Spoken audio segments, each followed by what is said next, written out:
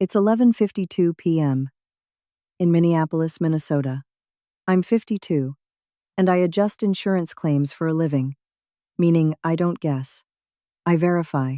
Tonight, I'm sitting front-facing at my kitchen table with the stove light buzzing and my wedding ring resting on the wood like a small, cold planet. Here's the warning truth. People don't destroy you with one big lie. They drain you with reasonable explanations until you stop trusting your own eyes. My phone chimed one of those clean bank alerts. Savings, negative $39,757. I opened the app and watched our account fall from $41,870 to $2,113, like a curtain dropping. Then I saw the envelope on the counter. Large transfer confirmation. The memo line read, Investment Capital. I heard his keys. He stepped in, glanced at the letter, and said, calm as weather. I didn't know then. It was about to get worse. If you were me, would you confront tonight or verify one detail first? The 6th of January, 2026, 7:10 a.m. The kitchen still smelled like burnt coffee from last night. The window glass was filmed with frost, and my wedding ring sat exactly where I'd left it, like evidence I hadn't logged yet. People think betrayal is loud. Mine was quiet. It sounded like paper sliding into a drawer I wasn't allowed to open. He'd been handling the boring stuff for months. Bills. Statements. Don't stress, he'd say. Like stress was my job. In October 2025, I stopped wearing the ring to work, not for drama, for breathing room. I told myself it didn't mean anything. It meant I was already bracing. That morning, I pulled a folder from the cabinet, our yearly budget printout, the one he insisted on updating. Categories were there, neat and rounded, but line items were missing. No transfer notes, no cash movement, just silence where the truth should have been. And tucked behind it an envelope I'd never seen, a fee receipt for a cashier's check. What's the smartest first move? Secure evidence, protect family, or freeze finances before I tell you what I found next. Free. The 17th of October 2025, 6:43 p.m. I remember the exact sound, grocery bags tearing slightly as I lifted them onto the counter. The house smelled like rotisserie chicken and dish soap. Normal life, the kind people use to hide ugly things. I asked him about a new withdrawal I'd noticed. Small, consistent, almost polite.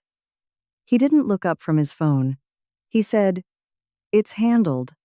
Not, "I handled it." Just, "handled," like I was asking about a leaking faucet. That was the pattern. I became maintenance, something to keep quiet so the house kept running.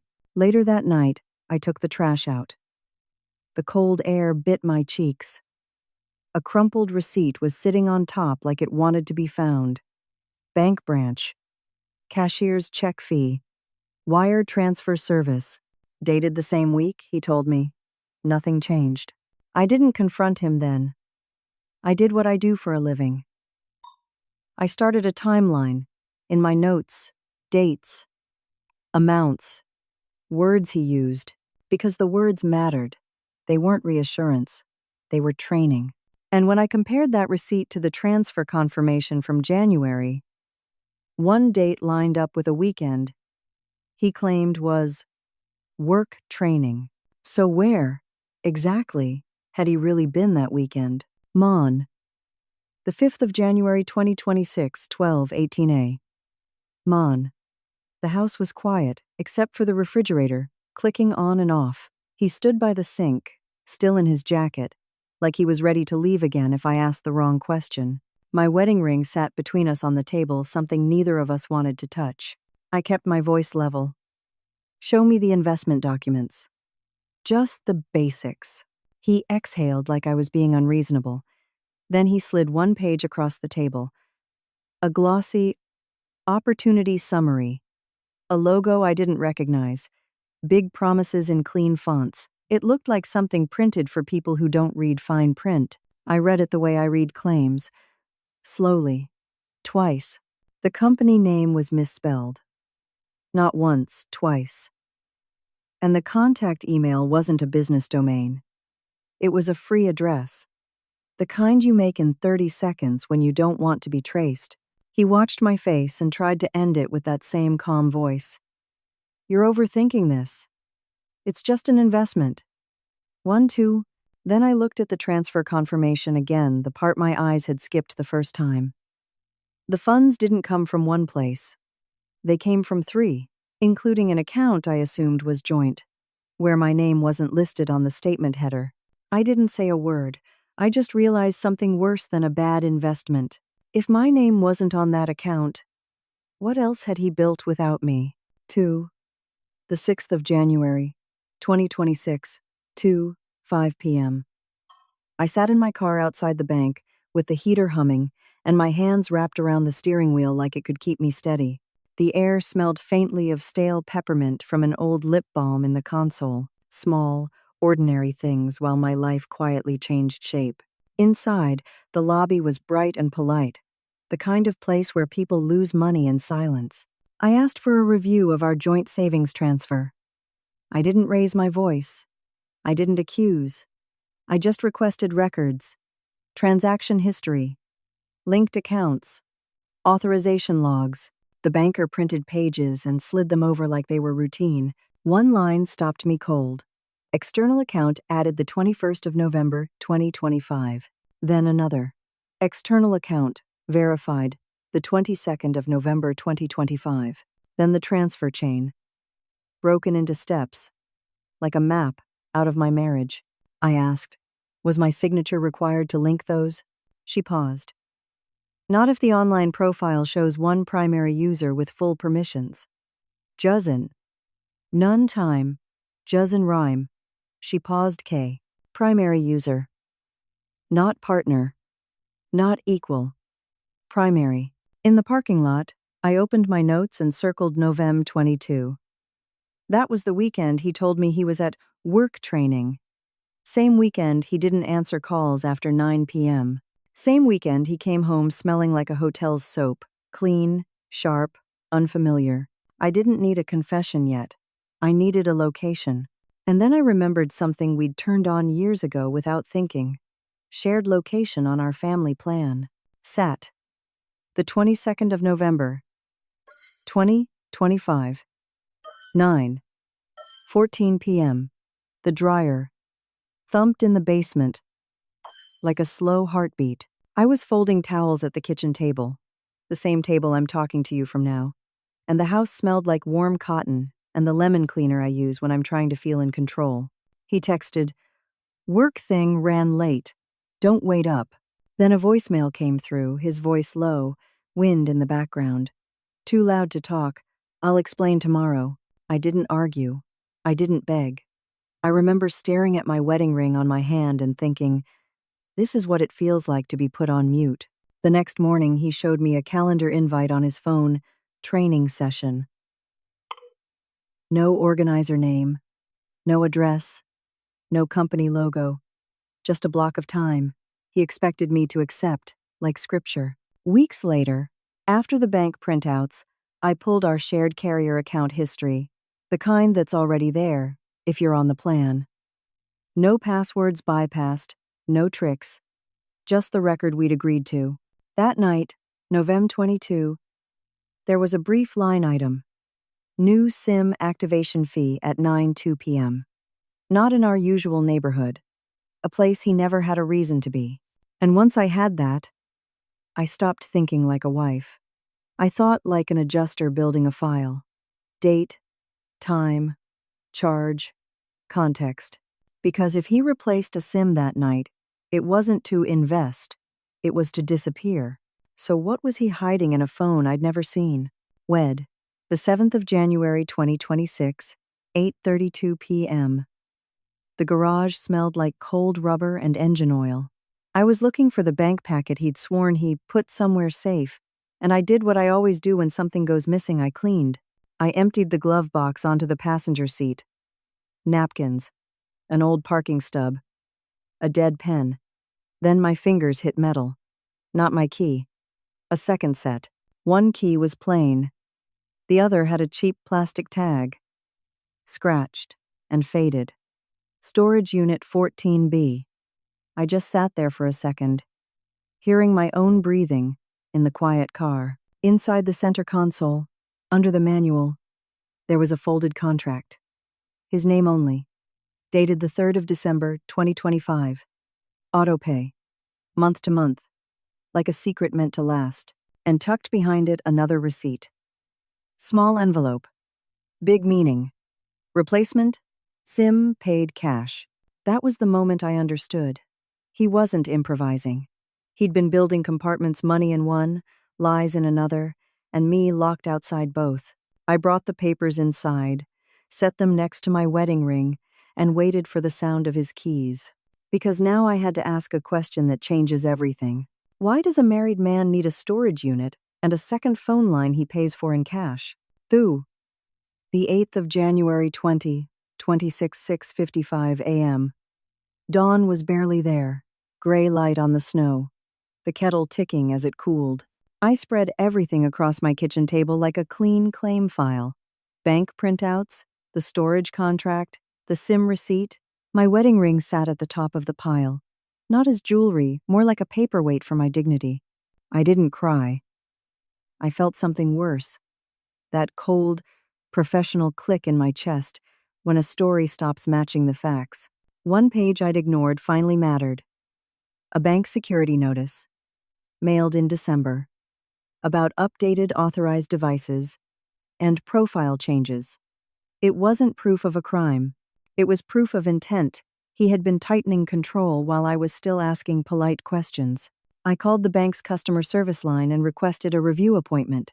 Not a fight, a record. Then, behind me, the printer in the corner woke up whirring, feeding paper like it had been waiting for this morning. And whatever it printed had his name on it. Free, the 9th of January 2026, 3:26 p.m. The printer spit the page out with a soft slap. The ink smelled warm and slightly chemical new. Fresh, undeniable. I picked it up and saw his email header at the top. Crisp as a confession.